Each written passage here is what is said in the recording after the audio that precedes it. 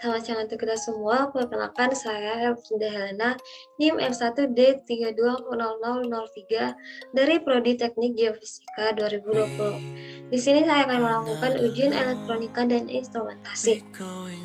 Yang pertama saya akan membahas tentang yaitu apa itu OPAMP.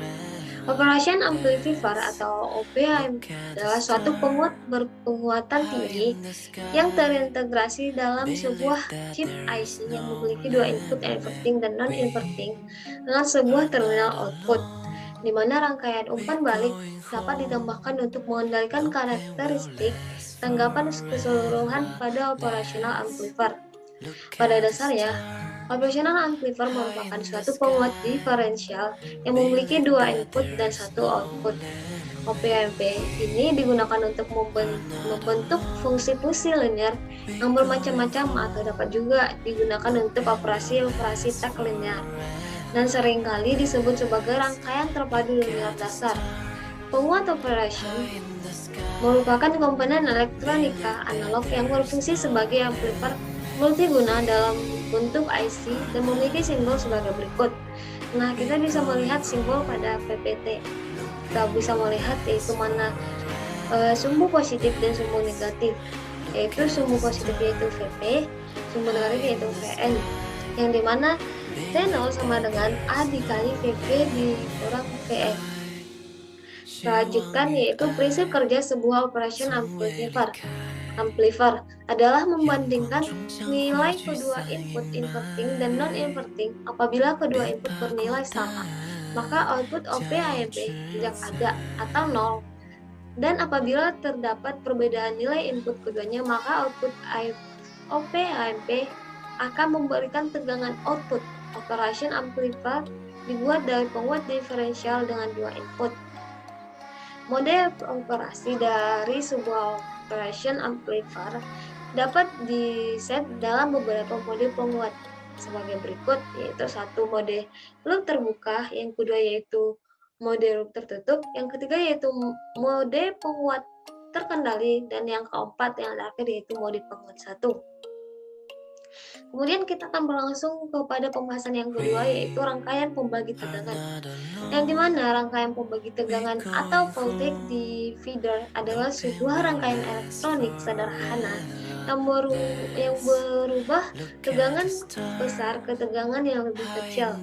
Rangkaian tersebut cukup berupa dua resistor dan yang dirangkai secara seri seperti gambar di samping. Kita bisa melihat gambar di samping pada PPT yaitu V-in, V-out. Di situ juga terdapat R1 dan R2. Untuk rumus perhitungan V-out dapat disederhanakan sebagai berikut, yaitu kita bisa dilihat pada PPT, yaitu V-out sama dengan V-in dikali dengan R2 per R1 ditambah R2.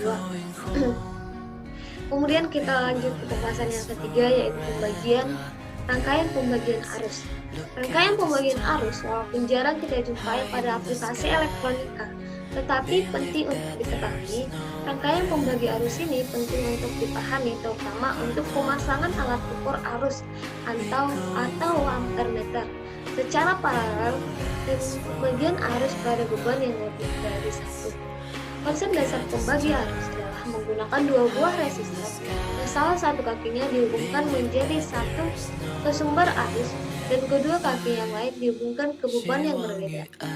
Dasar pembagian arus secara teori dapat dilihat pada contoh rangkaian. Kita bisa lihat pada PPT, yaitu contoh pada rangkaian pembagi arus. Kemudian kita lanjut ke rangkaian di atas adalah contoh sederhana untuk memahami pembagian arus. Dari rangkaian di atas terlihat bahwa arus total dibagi oleh rangkaian R1 dan R2 menjadi I1 dan I2 dan dapat dituliskan dengan persamaan matematis sebagai berikut. I sama dengan I1 tambah I2 sama dengan V per R1 tambah V per R2, karena rumus dari I1 sama dengan V per R1. Kemudian kita lanjut ke instrumentasi geofisika, yaitu magnetotelurik. atau MT. MT adalah metode pasif yang mengukur arus listrik alami dalam bumi yang dihasilkan oleh induk magnetik dari arus listrik di ionosfer. Metode ini dapat digunakan untuk menentukan sifat listrik bahan pada kedalaman yang relatif besar atau termasuk mantel di dalam bumi. Kemudian kita masuk ke yaitu instrumentasi alat. Instrumentasi alat yang digunakan pada MT ini yaitu ADU 03E. Kita dapat melihat gambarnya dan bagian-bagian dan fungsi-fungsi dari alatnya dalam PPT. Kemudian kita lanjut ke instrumentasi ADU 07E atau analog digital unit, merupakan unit inti dari Metronics Multi-Channel GMS 03 atau Geophysical Instrument System. Pada alat ini memiliki beberapa fitur, yaitu yang pertama bisa sampai 10 channel pengukuran, yang kedua yaitu konverter 24 bit AD, yang ketiga yaitu dapat dilengkapi dengan beberapa modul channel berbeda untuk frekuensi rendah, frekuensi tinggi, dan frekuensi menengah. Yang keempat yaitu kita masuk ke dalam frekuensi sampel bisa sampai 524 kHz.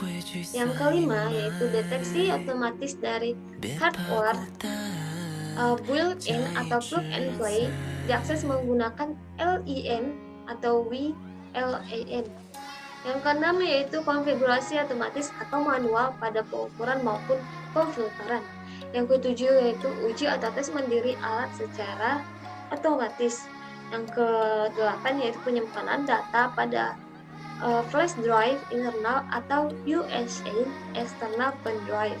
Yang kedelapan yang kesembilan yaitu kontrol sistem dengan web interface menggunakan standar web browser menggunakan otomatis termasuk download dan fungsi kalibrasi secara langsung dari sensor. Demikian hasil presentasi saya tentang ujian elektronika dan instrumentasi pada semester ini. Atas perhatiannya saya ucapkan terima kasih.